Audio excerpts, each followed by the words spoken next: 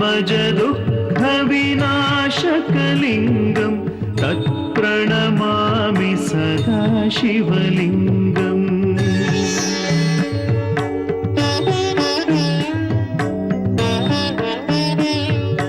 देवमुनिप्रवरार्चितलिङ्गं कामदहनकरुणाकरलिङ्गं रावणदर्पविनाशनलिङ्गं तत्प्रणमामि सदा शिवलिङ्गम्।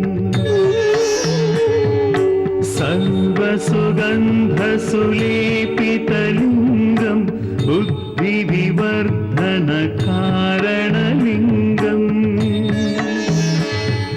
सिद्धसुरासुरवन्दितलिङ्गं तत्प्रणमामि सदा शिवलिङ्गम्।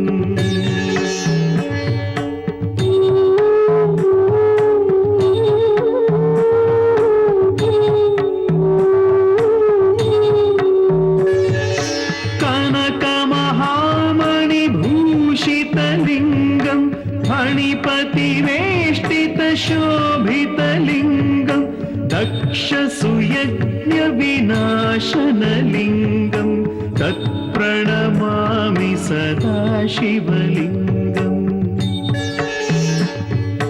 कुङ्कुमचन्दनलेपितलिङ्गं पङ्कजहारसुशोभितलिङ्गम् सञ्चितपापविनाशनलिङ्गं तत्प्रणमामि सदा शिवलिङ्गम्।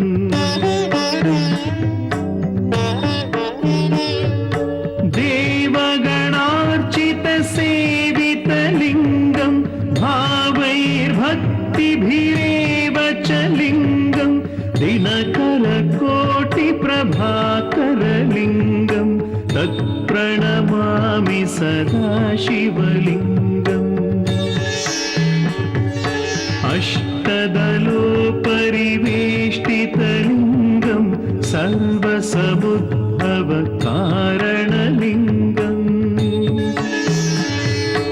अष्टदरिद्रविनाशनलिङ्गं तत्प्रणमामि सदा शिवलिङ्गम्।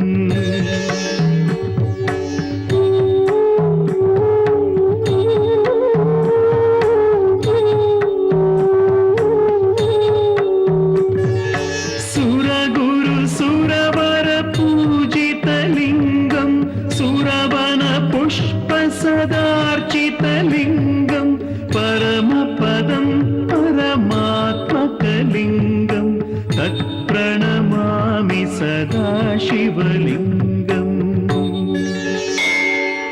लिङ्गाष्टकमिदं पुण्यं यः पठेत् शिवसन्निधौ